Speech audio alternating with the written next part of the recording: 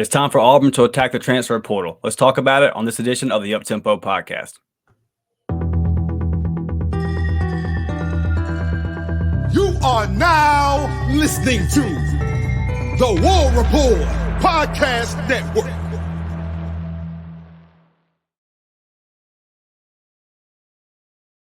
What's up, everybody, man? I hope everybody is warm. Hope everybody is staying warm. Blake, I know I'm freezing cold, brother. A good 34 degrees down here in Florida when I woke up, man. Absolutely ridiculous. So I know it's probably a couple of degrees cold up there in Mobile, man. You staying all right? You good?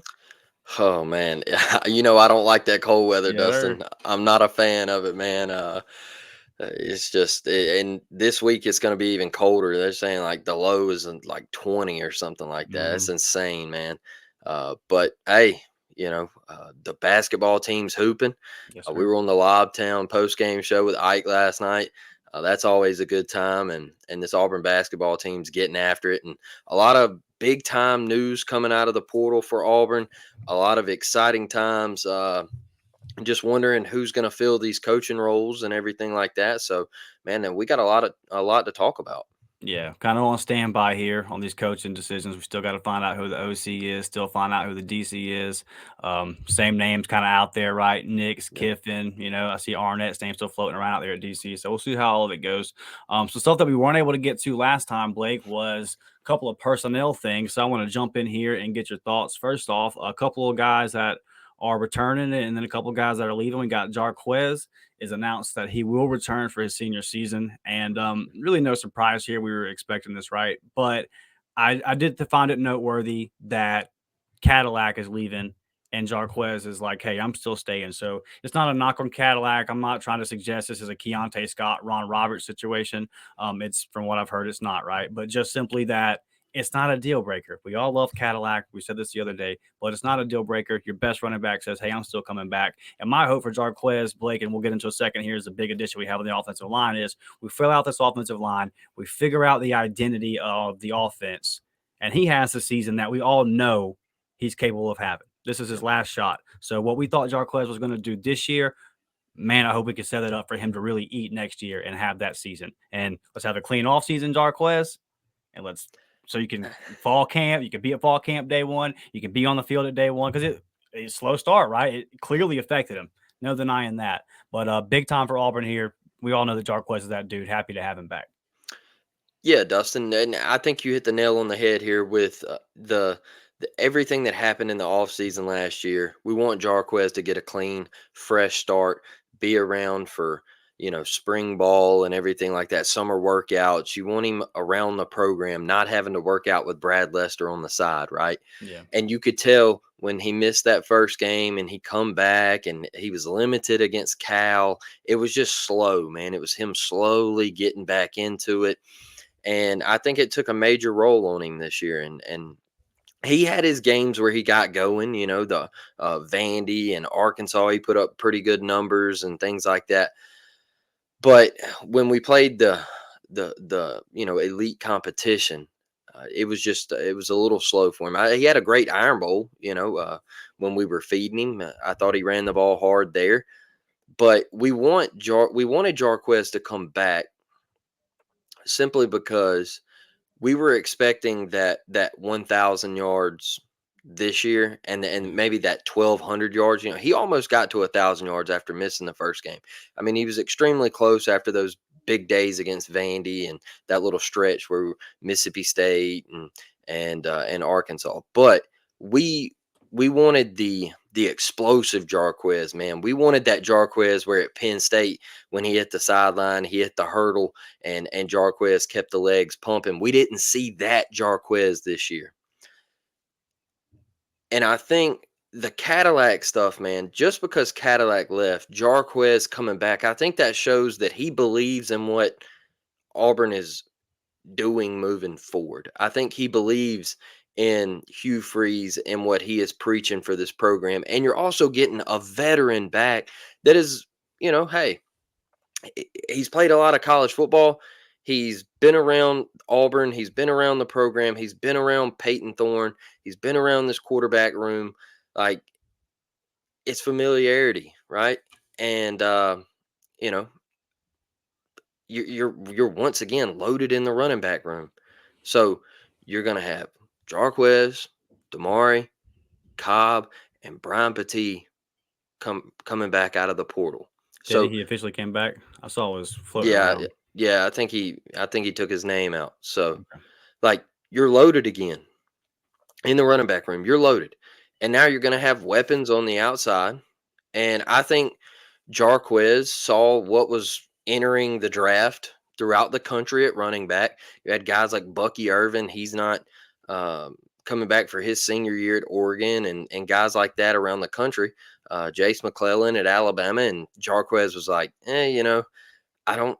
I'm already a late pick. Like, I'm not sure if I'm going to get drafted. I'm going to have to go the free agency route. Just come on back, brother. Put some more tape up. So I think this is big for Auburn.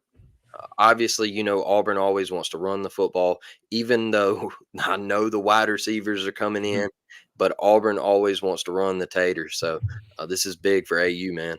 Yeah, for sure. And we'll see how all that pans out. See who the new running back coach is going to be. Now, a big part of that, this guy right here, Blake, Percy Yep. Lewis, 6'8", 340 line, the transfer from Mississippi State. You know that whenever he was coming to campus, we saw that this was a possibility. I put in our group chat. You just can't. You just can't miss on this Yep. one. This is something that you got to have. Real quick, looking at just kind of some of his numbers. Yep. He played in 25 career games at Mississippi State, 8 starts, 7 of those were this year, and he was all SEC honorable mention. So a kid, Blake's got a lot of experience. And then, I mean, at 6'8", 345, only got a year left, but continue to hear that Tyler Johnson is going to be that dude. Redshirt freshman this year, or he will be a redshirt freshman next year. He was a true freshman this year, redshirted. We continue to hear that like he's just been crushing it every single time they put the pads on. He got better and better and better. And then in Percy Lewis's, I read where one of the quotes he had done after he committed, he said, "Hey, they're telling me they got a young kid here that thinks going to be special. They want me to come in and kind of show him the way for a season." So man, I love that. I love getting a guy in here that's played SEC ball, that's not going to be caught off guard. And look, I love Gunnar Britton. I think he did a good job. The one thing I'll say about Gunnar Britton is my man, not a whole lot of tape where he was taking reps off. Yep. And from what I watched last year, really appreciate that, man. Got to shout out the guys that just tried. That's where we're at Yep. right now. Just thank you for trying. But there was games. I mean, New Mexico State will stand out forever, where we just got pushed around. When you're looking at guys like Muskrat and Dylan Wade, these guys that we added last year, and Dylan Wade played great, but you added a bunch of guys that were 2 stars and from Sunbelt or from, Conference USA, things like that. Right here, you're getting an SEC guy, man, a guy that he had to go to community college, but was still rated pretty well out of high school. So that kind of makes me think there were some issues there, right? But had been no issues since he's been in college. Guy that has a ton of experience, Blake, ton of experience in the SEC, and at 6'8", 345, like, good God, bro. So you're losing Cam Stutz. You're losing Gunnar Britton as well, 2 guys that started a whole lot of games for you this year. Your thoughts on Percy Lewis and Jake Thornton getting in there and winning one? Yeah, I think this is big for momentum, right, for Jake Thornton. Yeah. And you're getting an SEC guy, like you mentioned, a guy that's played a lot of football. He's made starts on the road in the SEC. Shouldn't be affected by that. He's walking in here with 1 year left, and he's a damn good offensive lineman, right? He's going to play the tackle spot and probably going to let Dylan Wade slide to the guard spot, don't you think? Yeah. I mean, We'll I see how think it all plays out, but yeah. yeah, and so now you're maneuvering pieces, man. And I think that was the one thing with me, Dustin, last year is we were going and getting G5 guys, and we were expecting those G5 guys to come in and just hit the ground running, and we were just going to have this just hellacious offensive line, right? And we kind of, Dustin and I kind of started looking at it, and we were like, hey, you know what? Maybe we got to pump the brakes and the expectations on this, because these cats, they haven't went to Baton Rouge. It's different. It's different, man. You get down there in Baton Rouge, and you're having to go on a silent count. You're having to go off a clap and all that stuff. The cadences are different when you're rotating quarterbacks and everything. It's just different. It's different. It's a lot different playing at Western Kentucky than it is at 7 o'clock at night in Baton Rouge against, all of that you got to face. Yeah. But I like this pickup. He looks light on his feet to be 6'8", 345. Uh, and SEC honorable mention, I will take it all day, every day, brother. So I think this is a massive pickup. Percy Lewis, 1 year left coming in, man. And it's momentum for the offensive line. And I think that is one of the biggest spots that Auburn needs momentum at right now on the recruiting trail. You have a guy like this come in here, have a heck of a year, and then Jake Thornton can point his finger and say, hey, you see Percy Lewis right here. Hey, come follow it. Come follow it. Right. It's the biggest thing for Auburn, man. Like Dustin said, go back and watch the Texas A&M film. All right, Sure. you want to see us get pushed around. We go against an elite front. Go back and watch that film, folks. This is big for Auburn. I like this pickup. For 12 quarters versus A&M. It wasn't just Yeah, this year. It was a year before that, and the year before that. that's a fact. What do we have, like, I forget the stat, but it's a really stupid stat. It's like 2 touchdowns in 12 quarters, or maybe it's only Yep. 1. I don't even know. It's really, really bad. So, yeah, we're just not and I thought we ran the ball okay versus Alabama, but the pass pro wasn't there. Yep. So, it's like, did we improve last year? Of course we did, because what we were seeing in offensive line was just, I don't even know how to describe it. But so, yeah, it definitely improved. And that's kind of the thing is, I wouldn't say I've been hard on Jake Thornton on the recruiting trail. We've just kind of been like saying, hey, let's take note of some things here. But one thing you can't knock is guys developed. And I think that our line got Yep. better last year. You had Connor Lew ready to roll. And now you're kind of coming in this year saying, hey, do we have the best center in the SEC? Like, we damn do. well might. And and a lot of people, dude, are telling me, since this happened, you're going to have Percy Lewis starting at one tackle, and it's going to be Tyler Johnson by the end of the year. People that are at practice see it every day. So, and I was always high on Tyler Johnson coming out, so I believe that. Really, I cannot wait to kind of see how this all plays out. And we got to add a couple more guys though here. I'd say another 2. I like another 2 guys with some experience, Blake. And you're maneuvering pieces. That's the big thing. Is like you're getting depth there where you can slide guys around, man, and it's just not stagnant at right tackle or left tackle. You can slide that tackle into guard and things like that. So if something's not working, we have the pieces. All right, we're no longer having to take guys on the opposite side of the ball. And Yeah. Hey. Yeah. And speaking of the opposite side of the ball, Blake, Justin Rogers is declared for the NFL draft. And listen, I don't want to knock a kid. I just think he could have used another year. But I'm not Justin Rogers, right? I'm not there to make his decisions. I don't know exactly what intel he got back or what was all kind of going on in his life. He might have to go pro, right? I just don't know. So, but I just think that as far as just his game wise, I think he needed one more year to really kind of reach that potential and get to what he could be. But I'm wishing him the best of luck. So what it means for Auburn is you lost Justin Rogers and Marcus Harris. Yep. So you've lost you've lost your 2 big guys up front, and you added Gage Keys and you added Sherrill Carter. But like we've already talked about on those guys, those are depth pieces, man. Those are guys that you want coming in, getting 15 to 20 reps a game when guys need a breather. They're not guys that you want to throw out there to get 50, 60 reps. So I will just kind of lead this and ask you, because for me, couple more additions on the offensive line. I don't really think any big time receiver is going to come available, but if they did, sure. I think you kind of got what you're going to get there, which is fine, because I think you're going to get an addition here we'll talk about in a second in February that will be bigger than anything you can get out the portal. But what I want to see going forward, Blake, is my biggest concern is right here in the portal.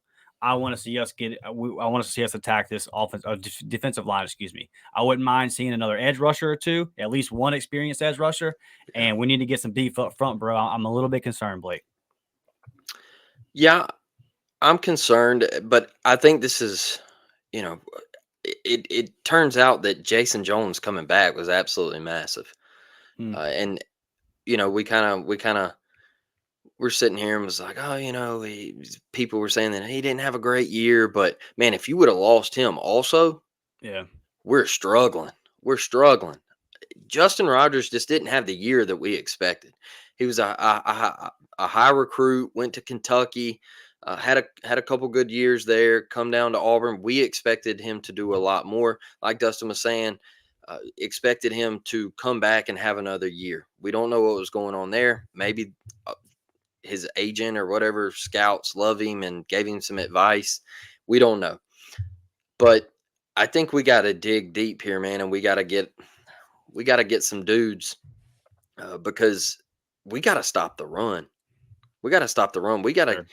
We got to get some pieces on that D line, and I want to get back to old school Auburn football where we were nasty in the trenches and we weren't giving up 4 and 5 yards a carry. All right, so losing Marcus Harris hurts. Like Dustin said, you got to go into the portal. You got to get a couple guys. Gage Keys, I think he can be a contributor. Trill Carter, I think he's going to eat up space. I think he's going to free up Jason Jones a little bit. I think year 2 of Keldrick Falk is going to be, a man unleashed. Reed's got to take a step now. He's got to be able to play. Yes, he's got to take a step, and we still got some work to do. Maybe in this next portal cycle, we can make something happen. Maybe we can go get some guys from Alabama. Maybe, yeah, because I seen they had a linebacker hit the portal this morning, I believe. So, yeah, we got work to do. So, it does hurt. It's the depth, and that's one of the, like we were just talking about with the offensive line. D line is another position where we're thin. We're desperate right now. We need to beef it up. So we got some work to do there, Dustin. Yeah, and here's the thing that I'm gonna probably be saying as we get closer to the season next year is that just calibrate your expectations the right way, because I think what's going to happen here is you're going to be able to get some pieces. But one, I don't think that Hugh wants to be as active in the portal this go around as he was last offseason out of necessity. Like last year, you had to do what he did in the portal. You had to flip the roster for tons of reasons. Like rooms had to be upgraded, obviously, but also it's a coaching change. So there's going to be a lot of turnover. A little more calm this year, bro. But I don't know how many more pieces you're going to be adding. So my point, Blake, is like there's going to be young kids. There's going to be guys, redshirt freshmen guys that we heard about last year coming in the cycle, but didn't really get to play this year. They're going to be called upon. There's going to be some true freshmen. Like as we sit here right now, it wouldn't hurt us if Malik Blockton came in and contributed, right? So that's where we're going to be. So we might stare down 6 and 6, 7 and 5 next year, but I'm okay with it if it's a bunch of freshmen and sophomores taking their lumps. If it's a whole bunch of blue tips taking their lumps, Blake, holler at me in 2025, baby. Yeah, so that's what I was just about to ask you. What early guy or freshman newcomer do you think there's a freshman newcomer that comes in and possibly contributes early? Yeah, Cam Coleman will start from day one. I'm talking about up front. Up front, okay, specifically up front. Ooh, both sides of the ball. Both sides of the ball. I mean, I don't think DeAndre Carter will be ready year one, but there's a possibility with a specimen like that he's just that dude. That would be fun to see. Give me TJ Lindsey. Give me TJ Lindsey. And I do think, and it's going to be, I'm going to do the same thing with TJ Lindsey and maybe even Malik Blockton and I'm not, hear me now, I'm not saying they're Keldrick Falk. I'm not as high on these guys as I was last year with Keldrick Falk, but I do think it'll be a progression as the season goes. Yeah. So as long as we're not asking them day one, like, all right, bro, I need 40 reps from you. If it's a nice progression, because I'm not trying to pat myself on the back, but I just kind of nailed the Keldrick Falk one. So don't expect that one, right? Like I'm not, and that's just because I watched Keldrick play at Highland Home and I was like, okay, he's just, that's a guy that's going to show up, going to be that guy. I don't know if there's one of those this year, but we got some studs that are definitely going to develop into those things. But yeah, I'm going to go TJ Lindsey and Malik Blockton. And because Jeremy Garrett has got TJ Lindsey so high up on his board, and he believed so high in TJ Lindsey. And then obviously, like, the kid had a hell of a senior year down there at IMG, and I mean, Yeah. Texas came at him really, really hard. So that would be big for us, man. I'm gonna go those two guys right now. Love that. Love that. I just had to ask that because I think we're at that point where we're going to need a freshman or two to really step up. Because, Yeah. look, injuries are going to happen, folks. Injuries are going to happen. You're thin there. Things are going to play out during the season. You're going to need a young cat to step up.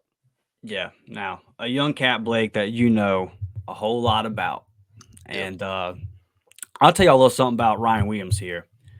Whenever before I went to go watch Saraland play this year, Blake said, just warning you, you're driving an hour and a half to watch a kid score 4 touchdowns in the first quarter and get pulled out the game. They're going to be up by 60 at halftime. And I was like, Blake, they're playing a 5-2 team that I know is not a bad team. I'm sure they'll win by a significant amount. And Blake's like, nah, you don't get it. And then I go to the game, and Ryan Williams takes the opening kickoff back. And then the very first play of the next drive, that goes to that. And I'm like, okay, I get it. And then you watch the Under Armour Ice versus Heat or whatever the hell they called it. But it was really just everybody versus Ryan Williams. And because it's stupid, bro. It's stupid. I said it the other day. The state of Alabama literally kicked this kid out of high school, basically. Like, but you're too damn good. You got to reclassify. There's no point in you coming back here and doing everybody dirty again. So we know that this weekend we have the in-home, right? And when I see a name, Blake, like Charles Kelly in home with Ryan Williams, and now T-Rob's going to Georgia, a school that we have not heard Ryan Williams even sniff or mention, right? Mm-hmm. And I've had a lot of people ask me about this one, and I've described it this way. It feels like to me, because some of the stuff that me and Blake have been hearing for the past month, more so Blake there in Mobile with the connections, it's people have been telling us like, yo, just this thing's up in the air. Like, this is not the Bama lock that people think it is. Yep. And we've been hearing some more harder things than that, to be truthful. But now it feels like, with Bama out of the picture, somebody asked me yesterday, where are we staying on this? I said, it feels like a wide open layup on the fast break. And Hugh Freeze don't miss a whole lot of wide open layups on the fast break on the recruiting show, Blake. There's no way we can miss on this one, right? Okay, so I'm gonna try to break it down the best way I possibly can. So Ryan Williams was committed to Alabama for like a year. All right. Nick Saban, they lose to Michigan. The national championship game plays out between Washington and Michigan. And a couple days later, Nick Saban retires. So within 2 hours of Nick Saban retiring, Ryan Williams decommits. Okay. Here's where it gets spicy. T-Rob is now in question. All right. Is T-Rob going to take over as DC with Kalen DeBoer coming in as the head coach? All right. That is Ryan's closest connection, rumored to be, is T-Rob. All right. So T-Rob does not. He goes to Georgia as co-DC safeties coach. All right. Holman Wiggins, who was Ryan's wide receiver coach at Alabama and one of his primary recruiters, he leaves Alabama and goes to Texas A&M. Ryan was on a visit to Texas A&M this weekend. Okay. So Isaiah Bond, he enters the portal. He is crystal balled to Texas now. All right. There's one team that scares me in all of this. It's not Kalen DeBoer coming to Alabama. All right. Because he lost T-Rob. He lost Holman Wiggins. I know that offense puts up numbers, but I just don't see Ryan going back to Alabama and recommitting to Alabama. Because now I think you have Texas in the picture, A&M a distant third, and then I think Auburn is the leader. And I'm going to tell you why I think Auburn is the leader. All right. I'll start with Texas first. Isaiah Bond going to Texas is big.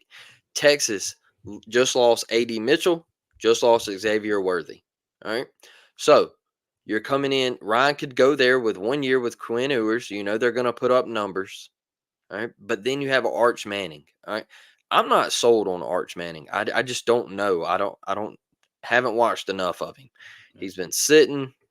I'm not sure there. All right. That's going to play out there. Sark, one of the best college football offensive minds in the country. Ryan could go there. NIL would probably be amazing. But here's the kicker for Auburn. Walker White. That's the guy. All right. You want a guy to get it done? That's the guy.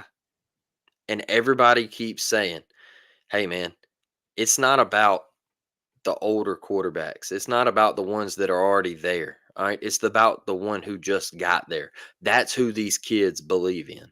All right. Mm-hmm. Is Walker White. And when you watched him in the All-American game, he's got it. He's got it. Dude can play, man. Dude can play. Arm strength is there. Not afraid to throw it down the field. You know how you win big games, Dustin?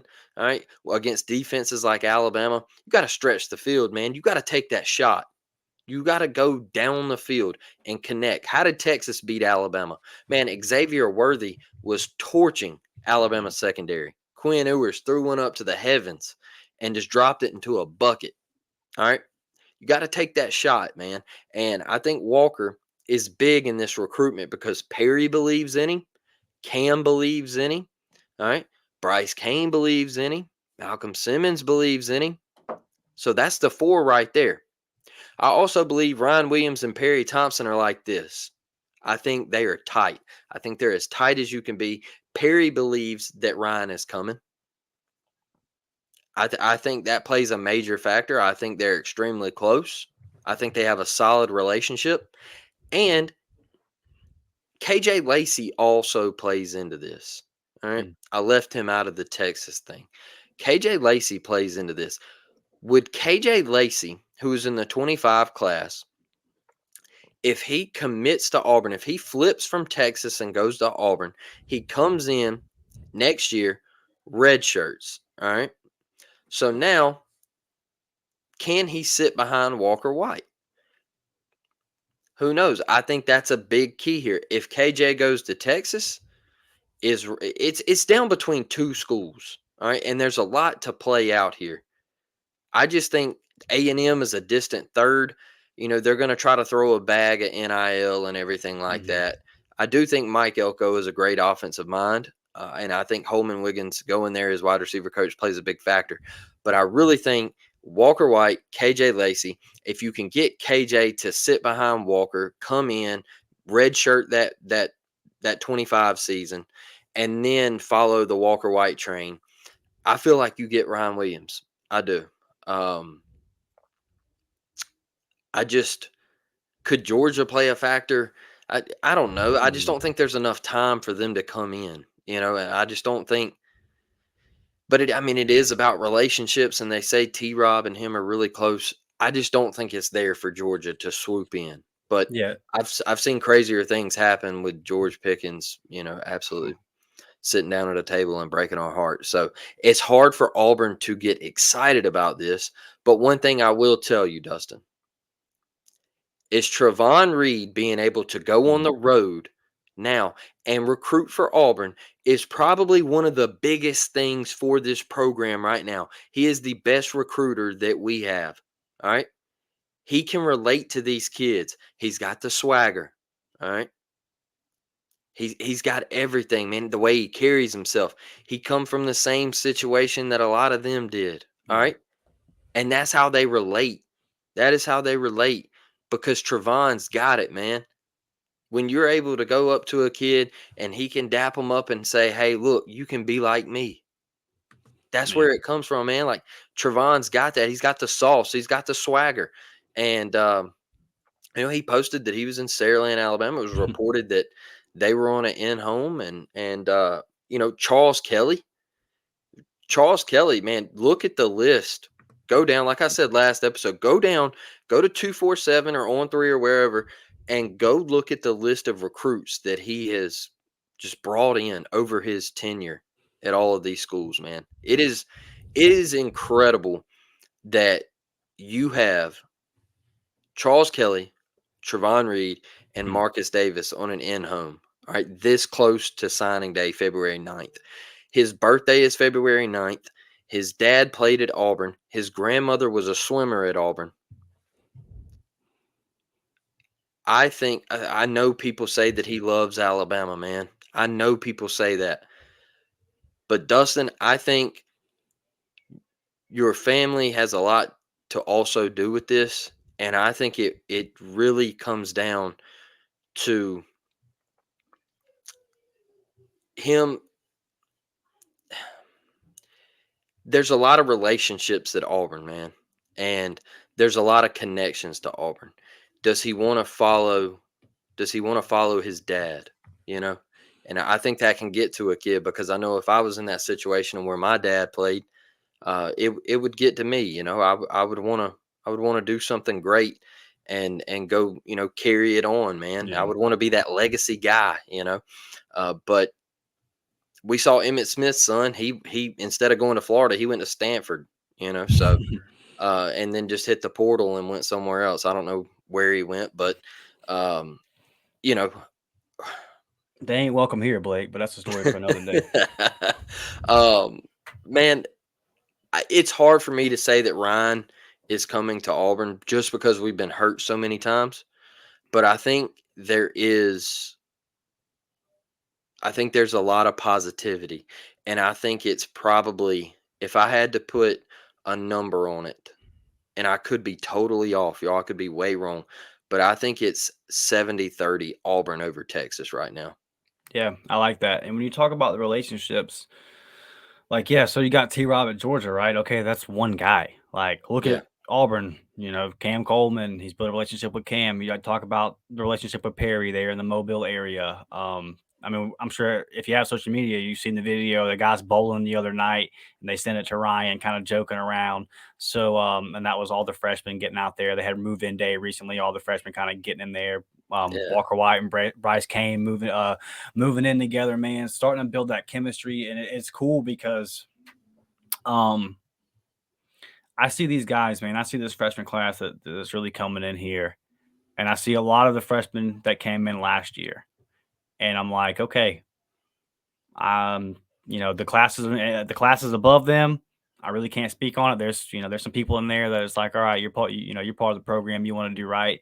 mhm, But I feel really good, really, really good about this class that just came in and the vision that Hugh Freeze sold them. And I think that they really have bought into it. And I don't think that any of them, it's like, I've used this example a couple of times, but when Cam Coleman left early at the New Mexico State game, and everybody was like, that's it. That's it. He saw us sucking, and there's no way. And it's like, brother, that's not Hugh Freeze is not selling these kids on dubs this year. He never yeah, was. It was never, hey man, we're gonna go out and go 10-2. yeah, He told them, we're gonna suck, and you're gonna see why I need you. yep, That was the selling point, and they're all bought in. So if you get Ryan Williams to be a part of that, like when you talk about the dad, bro, like come on, man, come on. Like yeah, I just think about the way I feel about my dad, and like you said, if he went and played somewhere, you want me to go there, Pop, and do what you like, we'll go. I'll continue this thing. So, but at the same time, I'm sure that his dad's letting make his own decision. I'm just oh talking yeah, about how I would feel. Um, yeah, and then also on the relationships, so the guy that's recruiting him to Alabama is now down at A&M. Okay, well, y'all got what 3-4 weeks for him to form all those other relationships. Like it just all seems to me like it all leans Auburn, Blake. It all yep, leans Auburn. So I don't think that your 70-30 is really off here. And if you get a guy like that, man, I don't want to be mean, but I'm just gonna speak facts. Jay Fair and Caleb Burton might be the only people that even touch the field yeah, if Ryan Williams comes in, because then you look because it might take Perry a couple games because Perry's not an early enrollee, but by yep, the end of the season, a lot of guys aren't going to be starting over Perry. Cam Brown, you're not going to be starting over Perry Thompson.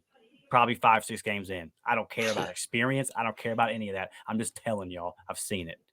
Ain't none of them starting over Cam Coleman day one. I'm just telling you, none of them. yep. None of them. He'll start. He'll be out there with the ones on A day. I'll bet money on it. And your Perry point is like, look how fast the QBs in that fire and ice game went to him, even though it was poor quarterback play. All right. Yeah. Everybody's like, oh, we expected, look, that team on the other side of the state right now, they're so down bad. All right. That, what happened to them wide receivers? Auburn was getting Cam Coleman and Perry Thompson. They didn't do nothing. All right. Go back and watch the game and look how fast they went to Perry Thompson. All right.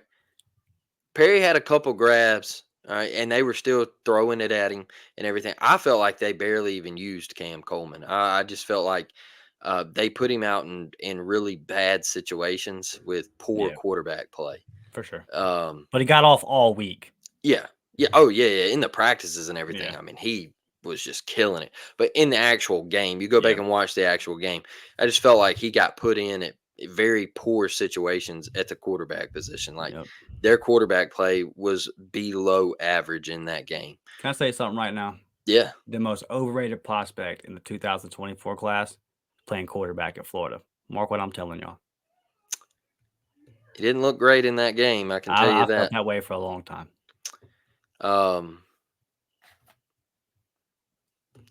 Yeah, I mean that's a tape. We can keep that one in the back pocket, It's Dustin. And Anthony Richardson, bro. Anthony mhm, Richardson ain't gonna work out at the Colts because he wasn't no good at Florida. Like he's already staying hurt. this falling in love with shorts and tank top shit. I'm never gonna understand it. I'm never gonna get it. I don't get it, bro. Like go back and watch Tom Brady's combine, and you tell me how much that translated at all. Yeah. Come on, bro. Come on, bro. It I don't know. That game was very lopsided, and it just felt like neither guy, Perry or Cam, could really get going. But they looked to Perry a lot, and they threw it Perry's way a good bit. And I feel like he can make that connection early on. I know he's not early enrolling and everything, and he's going to miss spring ball. But when he gets there in the summer, he's going to adapt fairly quickly, and he's going to get it going. And I know he's big on the playbook, like talking about how fast he wants to learn the playbook when he gets there. So my thing with Ryan, and the last thing I'll say is when you have a kid coming in like this, everybody wants to talk about the quarterback position. All right. Well, you don't have anybody to throw him the ball. Okay. Ryan Williams, Cam Coleman, Perry Thompson, Malcolm Simmons, Bryce Kane. All right. Like you said, all right. Jay Fair, Caleb Burton can make a quarterback's job fairly easy. Okay. Fairly easy. I'm just telling you, man. I remember the days of Tua not having to do very much, and he throw a 5-yard slant, and Henry Ruggs take it 75 yards. Facts. Okay, like it's just I remember those days where he would throw a little bubble screen to Jerry Judy, and Jerry Judy would take it 80 yards. All right. Those days weren't long ago. Now, Tua did make great throws down the field and all of that good stuff. But I do remember the days where receivers can make quarterbacks life a whole lot easier, man. Oh yeah. And you get a guy like Ryan who he's always open. You can put him in a phone booth and he is always open. All right. He Dustin, I watched him field a punt last year at Theodore High School. I live right across the street from Theodore High School. All right. And I walked to the game. All right. And when I got there, there was so many people there. All right. There was more people there than a South Alabama game. All right. They stopped Theodore. First drive. 3 and out. Theodore goes 3 and out. Theodore punts. Ryan catches the ball. He fields the punt. All right. Guy right in his face. Gunner coming down, getting ready to make the tackle. Ryan eludes that tackler, throws him off, just like, get out of my way. All right. Guy coming in from his left, he takes his ankles. All right. Guy coming in from his right, just little jump cut, put him to the side, puts his foot in the ground, dog, out the gate, gone. Hits the sideline, gone. All right. Nobody within 25 yards of him. Absolute sauced to the house. And I looked at my brother and I said, I watched Julio play in high school. I watched Pat White play in high school. Hmm. This guy right here, difference maker. All right. He was in 10th grade doing that. All right. Yeah. That was in 10th grade when he did that. Difference maker. Top 3 greatest I've ever seen in Alabama high school football. Top 3 greatest. Electric. Absolutely unreal. So if you can get a guy like this, everybody wants to talk about the quarterback position. You can make life easier on the quarterback when you bring in this talent at wide receiver. I'm just telling you. All right. Another thing, when everybody's like, "Oh, well, you only got one football. They're gonna transfer." All right. When they're not getting when they're not getting the ball, they're gonna transfer. All right. Everybody telling me that also posts pictures of the rideouts. All right. You post pictures of Henry Ruggs, Devontae Smith, Jerry Jeudy, and Jalen Waddle. All right. And you're like, oh, these 4 guys that they did it at Alabama. All right. Well, why didn't none of them transfer? Because guess what? They made it work. They all got the football. They all ate. None of them were selfish. Like, Yeah, for sure. come on, man. Like, it can work. It can Yeah. work. It can happen. And they're all, a lot of them are going to be used different. You're not going to ask Bryce Kane to do certain things. You know, they can all Yeah. do. And then you got a guy like Ryan Williams. Well, you can do whatever in the world you want to do, brother. Yeah. He can take direct snaps, dog. Like, yeah, that's just how good he is. yeah. If we pull this off, you really can't overstate how big it would be. And before we get out of here, to your point about making the quarterback look better, as a Buccaneer fan, I've watched Mike Evans now for 10 seasons.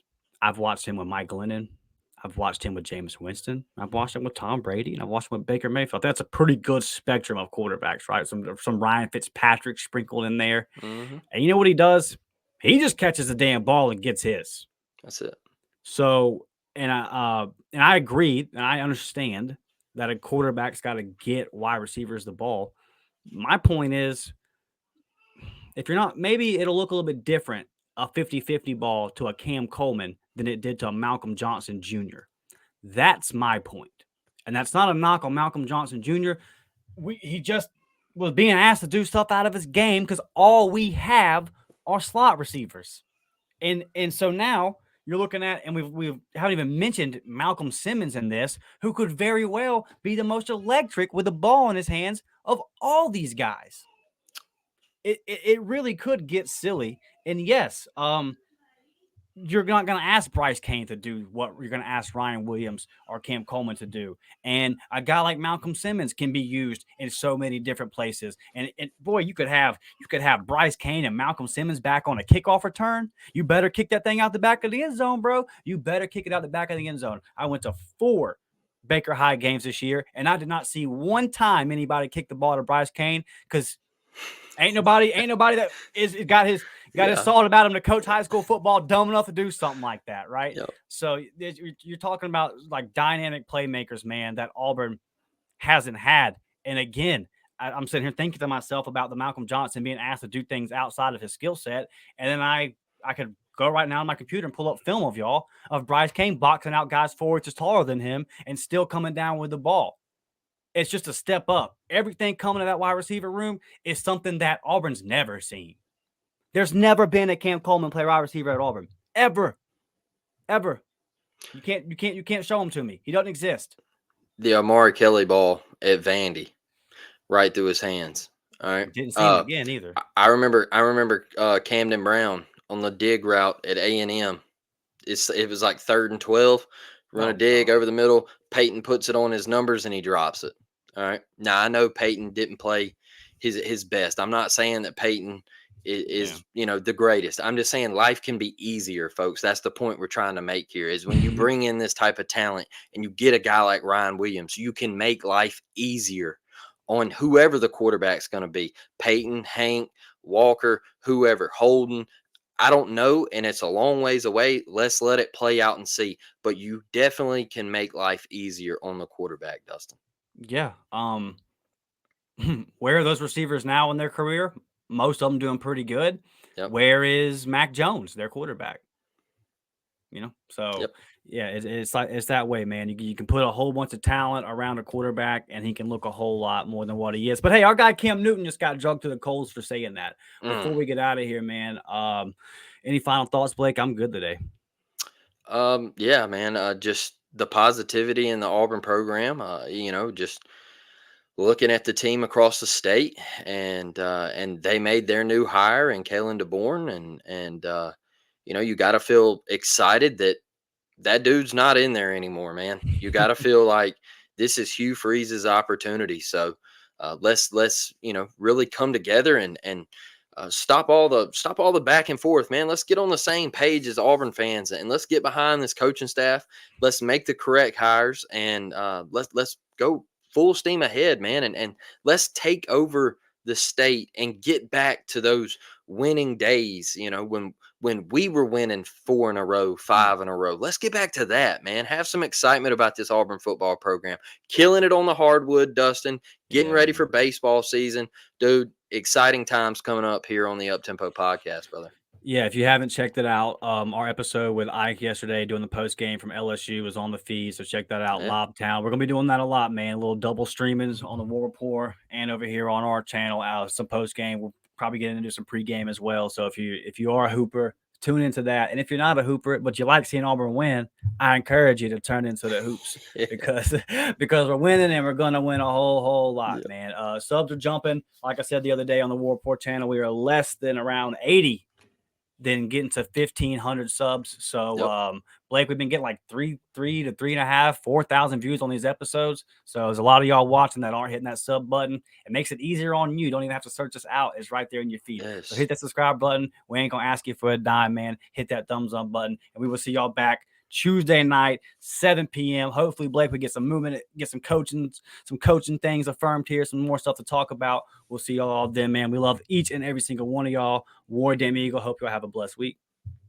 Well, damn.